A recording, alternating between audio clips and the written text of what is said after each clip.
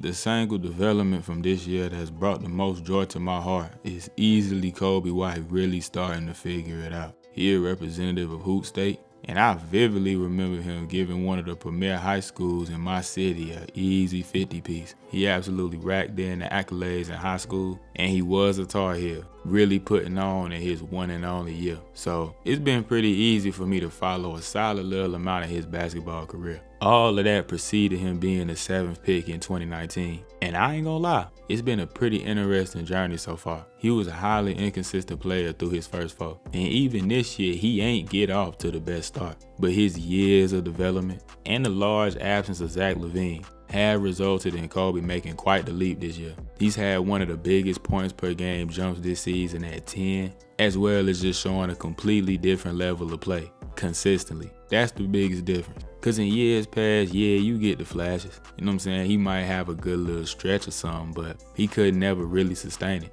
And that really reflected in the contract he received last summer.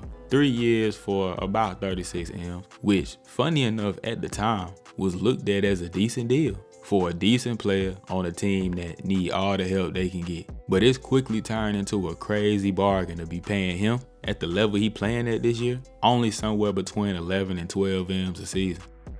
To actually get into Coby's game a little bit, I start with his size and athleticism, cause I often see people get it a little confused. Coby a big dude, somewhere between 6'5" and 6'6". Both his build and game represent that of a combo guard who love to run. Coby will push at any opportunity that he get, with some pretty good speed and shiftiness. But he ain't like a crazy athlete or nothing. He really keeps attacking defenders downhill pretty simple the whole time. Maybe attacking the defender's top foot, or using some good headsies to get his angle and go. There's obviously other things too, but honestly, he ain't that frequent at the rim for real.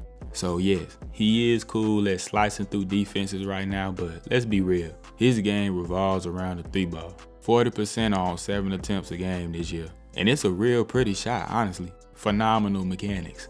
Getting his whole lower body in unison to get the ball up and releasing it either at or just real close to the peak of his jump. Such mechanics grant even much smaller players, which Coby ain't at all, some ridiculous range. And this range true for Coby as well. And he will not hesitate to pull up whatsoever. Also frequently incorporating a hop off the catch, actually helping him get into his shot a little quicker. Along with it, he got a crazy quick trigger. Combining that with his confidence, he takes and makes some truly diabolical shots.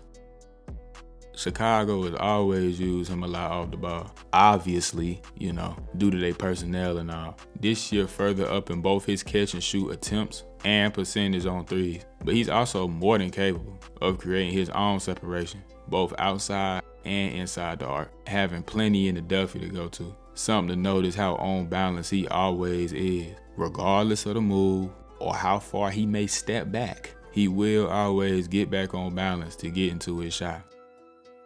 Sometimes bringing back the hop into it, making sure he's stable before he get into his release.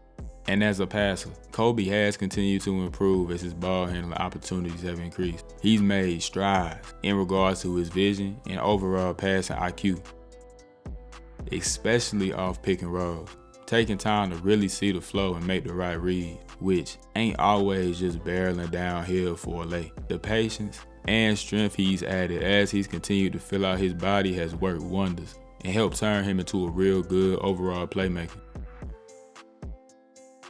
Look, Coby White has made some real strides this year. Y'all already done seen the title. Coby absolutely has my vote for most improved this year. Now there are some other good guys in the race, but for a player in year 5 to completely rewrite his career narrative is wild. This is the type thing that make you reconsider how you evaluate young players, specifically young guards. Cause when it come time for that second contract, people start getting that feeling that they know your body. They know exactly who you are.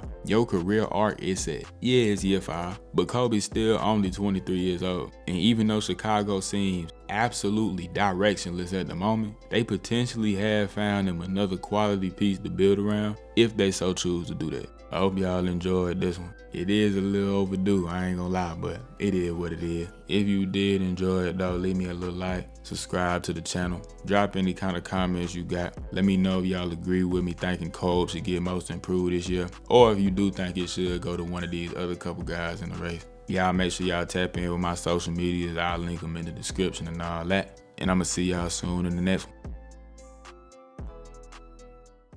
Now look where I'm at, so don't ever talk down on my name or think you know, or you can tell the future about me.